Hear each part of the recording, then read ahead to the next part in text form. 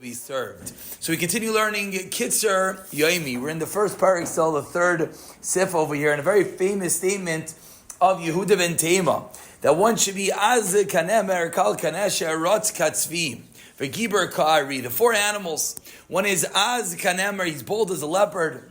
He's kal kanesha, he's light, swift as an eagle, and he is giber ka'ari. He is, Rotz Katzi, running like the deer, and Giber Kari, and strolling like a lion. To what? To do the will of Hashem. And explains the Kitzur Shulchan Aruch that what is it referring to? Az Kanemri, you should be bold. What does that mean? That means if someone looks at you wrongly, that how are you serving Hashem, how are you going to daven in the middle of the day, why are you making a bracha, etc. That's when one has to be az, one has to be bold like a leopard and not let him bother him. Kal Kanesher, light as an eagle. What's that one? Keneged Ra'isa Ayin, what your eyes see. What does that mean? He says that all issues begin with what the eyes see. Your eyes see something wrong, before you know it, your heart wants it, and before you know it, you're actually doing something wrong. So you have to be careful, and you have to be kal kanesher, be control of your eyes. Rutz katzvi, run like the deer. What's that? That's an easy one. You just have to run to do good things. Giber kari, strong like the lion, that's your leave, that's your heart. That avodas Hashem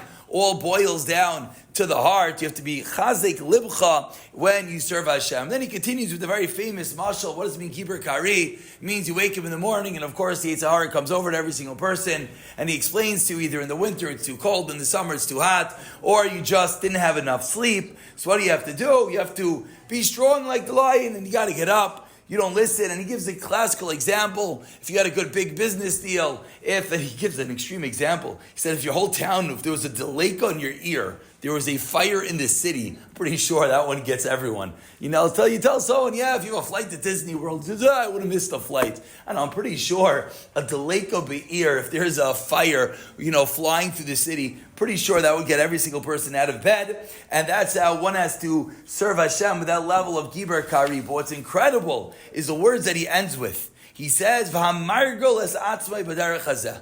accustoms himself in this path. What does that mean? That means he gets up quickly. That means he tries not to look somewhere. That means he runs to do mitzvahs. 4 or 5 times.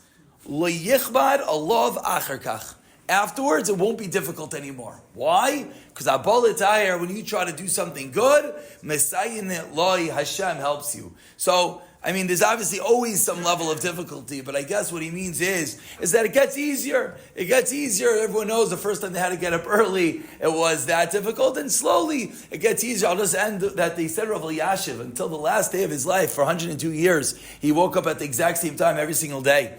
He would wake up, and he would throw the blanket off of him. And one of his grandchildren said to him, Zayda, what are you doing? He says, what do you mean? Maybe I'm going to roll over. So if even Rav Elyashiv, until the final day, he took that blanket and he quickly got rid of it. Because you never know, Mirz Hashem, we all could work on being Gibar Ke'ari.